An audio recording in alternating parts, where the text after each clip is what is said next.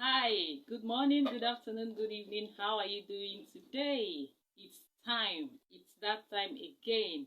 Are you here? Welcome, welcome, welcome, welcome. I trust you're having an amazing Wednesday. As you come in, say hello, say hi. Let me know where you are watching me from. So, today we have an interesting topic. As usual, we are quickly going to go into the business of today. So, we have this topic, vulnerability in marriage. It is quite interesting how this is it's one of the things that affect marriages, but is usually a less talked about issue in marriages.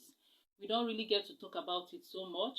Most of us don't even understand the impact this can have in our marriages. So today I'll be sharing some of these insights, and by the end of the day, I'm sure we're going to be learning a thing or two how to help strengthen our marriages and help our marriages do better. So as you come in, say hello, say hi. Let me know where you're watching me from.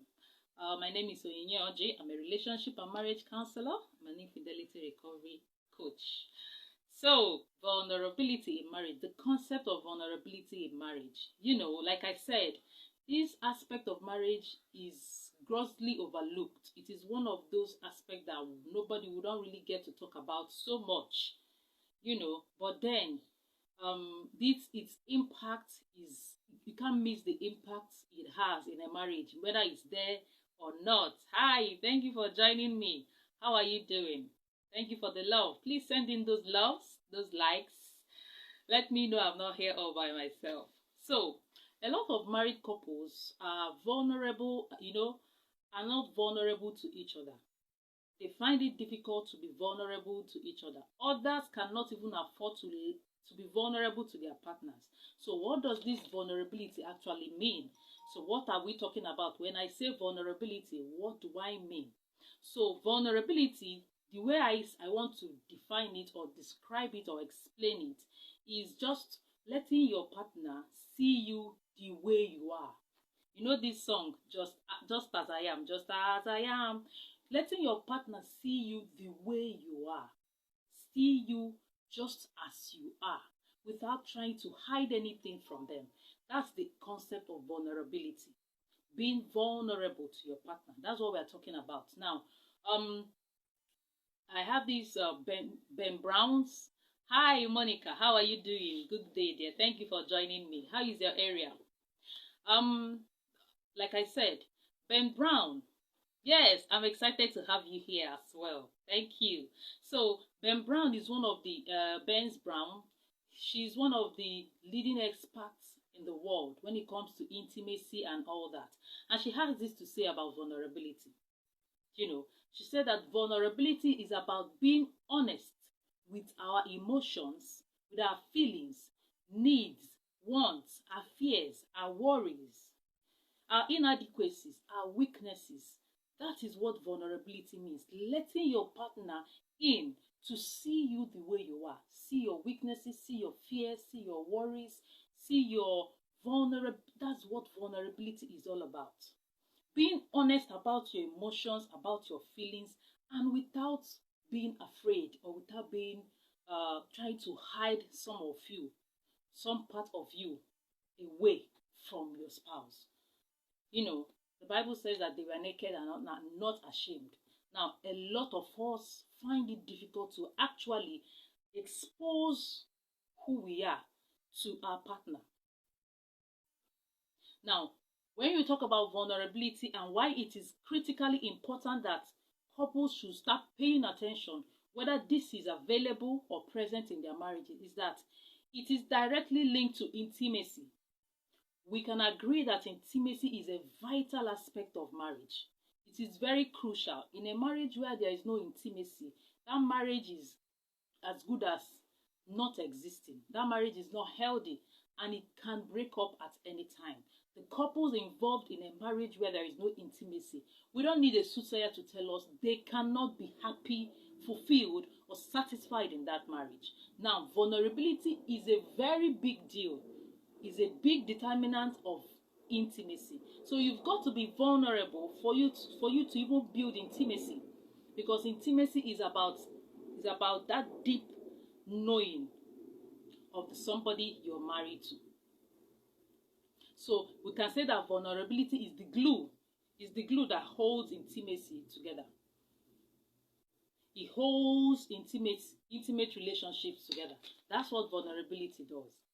Now, like I said, a lot of people find it difficult to be vulnerable, and we can always trace it back to the childhood, to parenting, to how we were raised, to our past experiences, majorly from when we were children. So, because I always say that we are all a product of our upbringing. We are all a product of how we were raised. How we were raised. We are a product of the way we are raised. Now, a lot of us, especially in this part of the world, we live in a society where it is not natural to encourage people to be vulnerable. People are rather encouraged not to be, even while growing up. So these people grow up not being vulnerable. They get married, and you can't give what you don't have. So they find it difficult to be vulnerable, even in their marriage, because growing up, it was shut down. That part of their existence and human development was shut down because the society feels there is no need. It's not all right for you to just be honest about your feelings, your emotions, and how you feel. For instance, when we are growing up, boys, for instance, are told not to cry. So when a boy is trying to cry, maybe something happened to the boy fell down, a boy child, fell down, and the boy is crying, expressing emotions that this is really painful, and I can't bear this pain. And you see the boy being told to keep quiet. Is this because of this small thing you're crying? You're a boy. You're a man. You should behave like a man. Men don't cry. Men don't show emotions. So you see the boy learning not to express how they feel. So you see a boy child, the person is confused about something, cannot do something, and they grow up into men, and you see a man struggling with something. He can't express himself to tell the wife, I don't know how to do this. I am confused at this point. I need help at this point. This whole thing is too much for me to bear. It's too much for me. They can't express these things. They can't be vulnerable because they've been wired not to be from childhood. So it also happens with girls. So you see that naturally, we were not raised, we were not conditioned to be vulnerable. So we grow up, we get married, and this disability, this lack, this inability to be vulnerable goes to affect us in our relationship, especially the intimacy. So you find couples, they are living together. Generally, it's seen as weakness, because when you cry, you're weak. When a man is saying, I'm confused, I don't know what to do about something, he's seen as weak. So when a man is confused about something, he can't tell the wife because, wow, why will I tell my wife that I don't know what to do? Of course, you're the man, so you should be able to know what to do. You should know everything. You're the Alpha and the Omega. But then he doesn't know it. And he can't express honestly how he feels, his emotions. He can't express it. So there's something he wants. And he's wondering, how would they receive it? Would they see me as a weak man? Would they see me as incompetent? Would they see me as something else? And you see the person withholding the exact way they feel. And this will affect your marriage. So we've got to learn to come to that place where we learn vulnerability. It's something we have to learn, especially in this part of the world. Okay? So because it is seen in the real sense as a sign of weakness, but in reality it's not. It takes a lot of courage to open up yourself for somebody else to see you the way you are.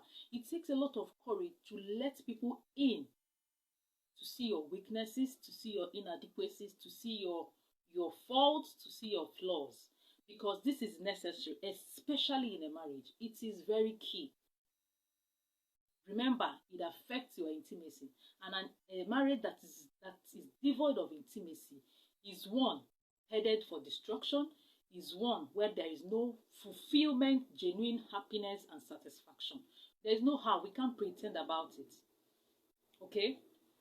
Now, when married couples struggle with intimacy, and here we mean emotional, physical, spiritual, intellectual intimacy, it is almost always because one person or both of them are refusing to be vulnerable to each other. So when people are struggling with intimacy in their marriages, you can link it to they are not able to be vulnerable to each other. So it's either one person is not allowing themselves to be seen the way they are, or both of them are just in their own shell, not coming out and meeting each other at that central place. Now, true intimacy is impossible without vulnerability. It's just impossible. Okay? Now, you agree with me that a lot of marriages today lack intimacy, and it can be linked to lack of vulnerability, like I said. Even though a lot of couples don't even have idea what it is. So you say, are you both vulnerable to each other? And they begin to ask you, what do you mean? How do you mean? So this is what we're talking about.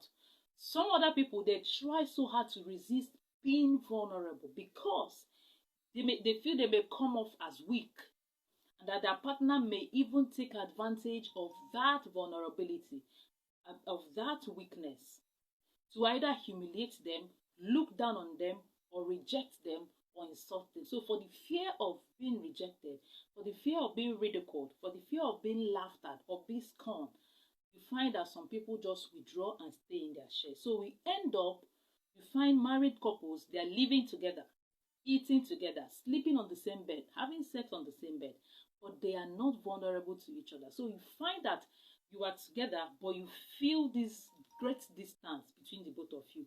If you feel that way, that means there is this, no, one of you or both of you is not trying to be vulnerable or open to each other, to let the other person in. So you have a lot of things bothering you, and you can't let your spouse know about it, because you feel that when you're vulnerable in your feelings, you might be rejected. Okay, as married couple, we need to come to the place where we freely express our feelings and emotions. We need to come to that place where we talk about what we need. We talk about our fears. We talk about what we really think about issues affecting us. Okay, there is a place, this is a place of absolute vulnerability. See, when you get to this place of vulnerability in your marriage, trust me, it's a beautiful place of oneness, intimacy, and actual bonding. It is a beautiful place to be, but couples have to intentionally get to that place. It's not something that will just happen overnight. So if it's not there in your marriage now, look out for the signs and begin to do something about it. I keep saying it. There are levels to bliss in marriage. So you think you are okay now, there is something you can still do. Work on your vulnerability. It will open up a whole new dimension for both of you. It will open up a whole new experience of bliss and beauty and oneness for both of you. That is the whole essence of this. For you to experience another greater levels of bliss in your marriage. Vulnerability is key. It is very critical. Very, very important. So a man should be able to express how he feels about wanting more. You want something more. You want your wife to be more daring, to be more adventurous, maybe in the bedroom. You want to try something else with your wife, but you don't know how to even say this to your wife. You don't want to let your wife in on the fantasies in your head, because you're afraid of whether she's going to tell you reject it, or totally laugh at it, or just dismiss it. So because of that, you hold back. Now you're the woman, and there are things you want to talk to your husband about. The way you feel about some issues, the way you want to be loved, the way you want to be cared for, maybe the way you want him to make love to you, for instance, and you don't want to even open up and tell him. You just expect him to figure it out. Some of the times we can't do that. Nobody will figure out anything without being told, because we don't read minds. Okay? We don't read minds. So the question now is, how vulnerable are you both in your marriage? Do you think your marriage lacks vulnerability? Do you think both of you are as vulnerable as you can be in your marriage? You need to take time and think about these things and look out for the signs. It is very important. So how freely are you? This is how to check, okay? How freely are you both able to express your needs, your emotions, without fear of being judged or criticized or laughed at or scorned or rejected? So are you free to tell your partner how you feel about anything? Can you confidently tell your partner, oh, this is not good, oh, this, I feel this is happening this way, I feel this way because of this, I feel you should do this way, I feel you should touch me here, I feel you should, that kind of, are you able to express yourself without fear of being judged by your partner? That's a classical sign. That's a check. That's a marker to check if your marriage, you're very vulnerable in your marriage or not. Do you know your spouse's fears and weaknesses? Do you know their fears? Do you know their needs? Do you know their wants? Do you know their innermost desires? Do you know their fantasies? Do you know what their plans are? Do you know their goals? Some of us don't even know what our partners want. They don't know what they want, maybe in their business. We don't have an idea because we don't sit down and have these conversations. We are not vulnerable to each other. We are living together but very distant from each other. And that's a bad place to be. It's very sad. It's a very sad place to be, actually. Okay? Do you actually know your partner for who they are? Some people live in the same place, and when they tell you about your partner outside, you're wondering if it's the same person you're living inside the house with. Has that ever happened to any of us? You're living with your partner and you think you know them. Then you hear a certain thing they did, maybe in their place of work or in the village or somewhere, and you're like surprised. Is this really the guy I'm living with? Is this really the woman I'm living with? I don't think I know this aspect of her. That's because they are hiding that aspect from you. They are not able to showcase that aspect. They are not able to let you in to see them for who they truly are. So that is not a good place to be in a marriage. So that's how to know. Do you really know your partner for who they truly are? Do you know their capabilities? Do you know what they tell you? Can your partner do? Say, this one, he can do it. This one, she can do it. She's capable of this. Oh, he's not capable of that. Can your partner pull off something and it will be a surprise to you? That's another way to know. Are you willing to be more vulnerable in the way you communicate in your relationship? Some may say that, yeah, they are vulnerable. That being vulnerable may be very risky. Yeah, I may agree with it, but then if you learn to be vulnerable, I tell you, it is one of the most rewarding. The rewards are very enormous. The feeling it's going to bring to your marriage, the energy, the vibe, the connection, the bond is going to bring into that marriage. If you can learn vulnerability, you will not even begin to imagine it. Right? Now, vulnerability, how do we even learn to be vulnerable or practice being vulnerable to each other? One of the ways is effectively communicating about these feelings and emotions and all that. Yes, communication. This is not surprising, right? It's not surprising that communication is the bedrock of learning and growing vulnerability in marriage. Communication, like I always say, is the engine room of a marriage. So you can imagine a car without an engine. The car is as good as dead. So the first thing you need to do to be able to be vulnerable in your marriage is to be what? Learn to communicate your emotions, your feelings. You have to communicate those things to your partner for them to be able to even know it, right? So it follows that communication is the first thing you need to do, is to be able to effectively is the word, effectively communicate your feelings, your emotions, your desires, your wants to your partner. Is to be able to let them in. You need to communicate it verbally. You have verbal communication, you have non-verbal. So you are going to employ all this kind of communication to be able to pass on this message. It starts with you being vulnerable in the way you communicate in your marriage. So effective communication is not about talking, so to say.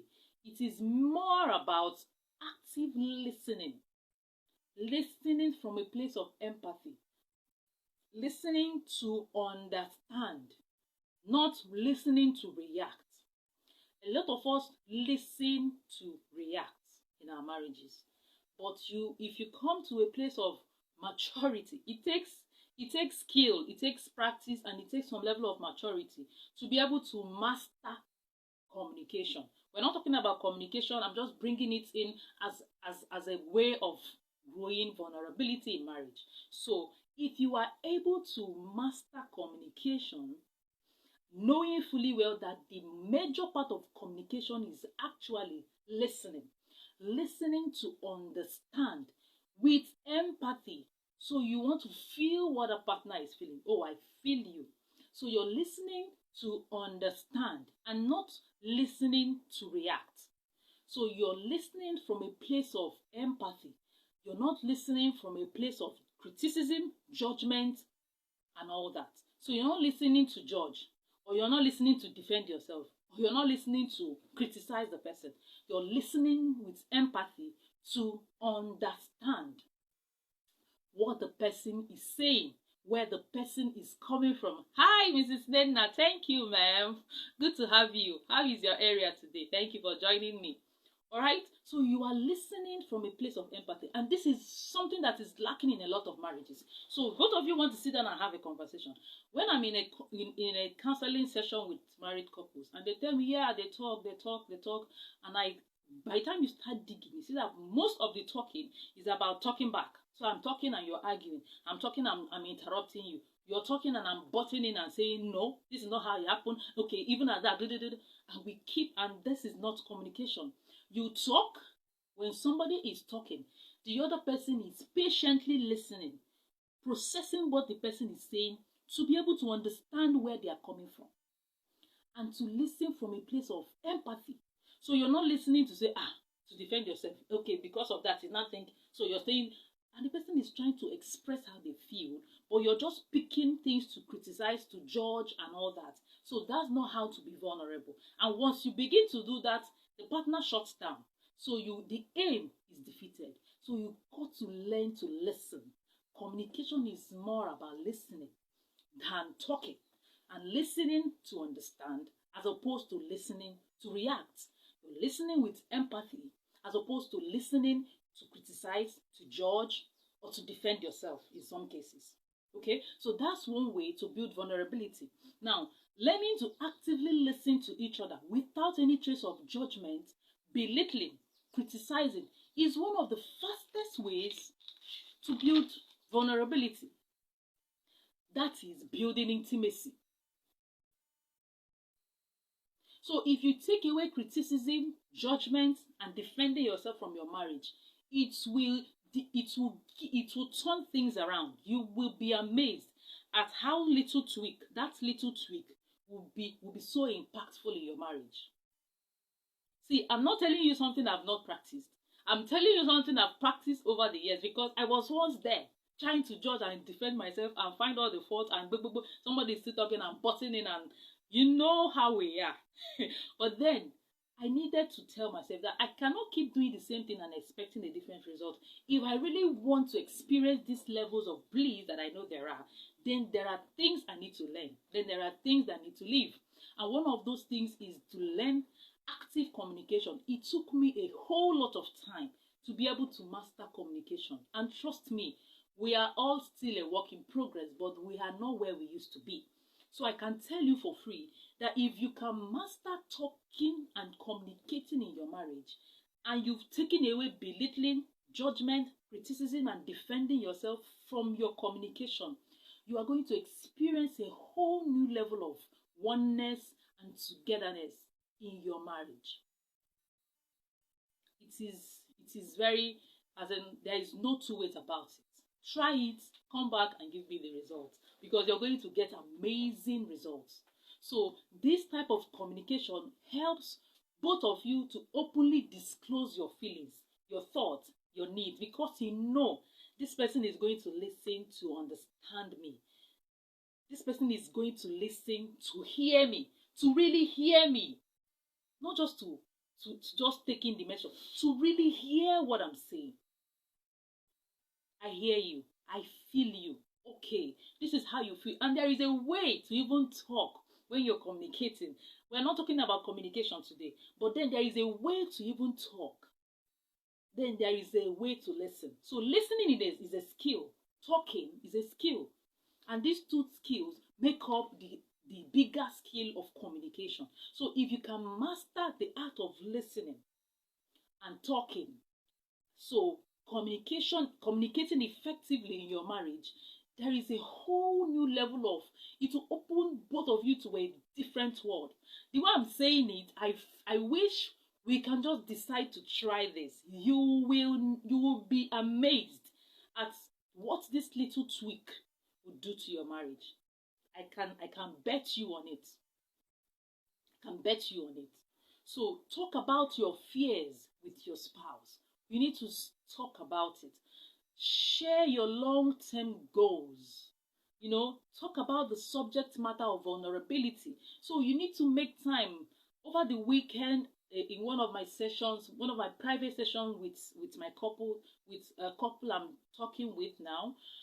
I had to break down communication. That day was just about communication, and we needed to break it down to actually how to have these conversations, one after the other. The rules, the regulations, there is a guide, there is a template. When you master it, it becomes a norm. So you can actually play around with it. But then there is a principle surrounding it. If you can master it, you sit at a place and begin by talking about it. Okay, let's even talk about this issue of vulnerability. Do you think both of us are vulnerable towards each other? How do we even make this work? Because you have gone to understand. So this is one way to increase or build vulnerability in your marriage. Talk to your spouse about it. Sit down and have a conversation about it. See, I think we need to look into this aspect of our marriage. This is something I do with my husband a lot.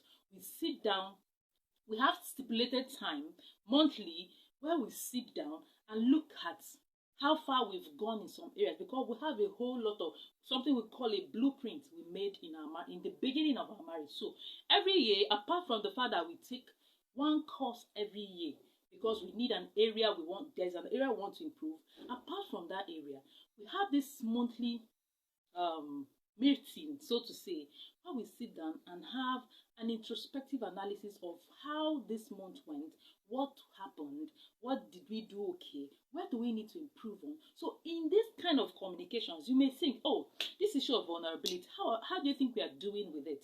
What do you think we can do about it? You talk about it. Oh, your partner does not even know what vulnerability is about. So that means both of you will go and research on it, read about it, and see, oh, do you think we need to grow this in our marriage? Now you begin to talk about it. So what are your fears really? What are your weaknesses really? What are those things? Are you able to tell me when you are afraid? So your husband is going through something and he's afraid he's going to lose money, or he's afraid he has issues with people in business, and you know how men can be, and he's afraid of the circumstances surrounding those things. He can't tell you. And he can't tell you. Something is weighing him down. He's confused about something. He's just tired about an issue, and he can't tell you. Now you're dealing with issues at work, you're having issues with your friends, something is bothering you so much, and you can't tell your husband. That means both of you are not vulnerable towards each other. So you have this conversation, you ask, are we really vulnerable in this marriage? What are the markers? Are we achieving? Okay, what do we do? How do we move from here? Okay, how have I been treating you or responding to you? Do you think that's why you have these honest conversations? When you begin to have these conversations, you're going to you see a difference. So you're having this conversation, you're not about to say, is it not because you have been doing this to me? Is that. So when I tell you to stop, you won't stop. You always see, that there are words you don't use when you're having conversation.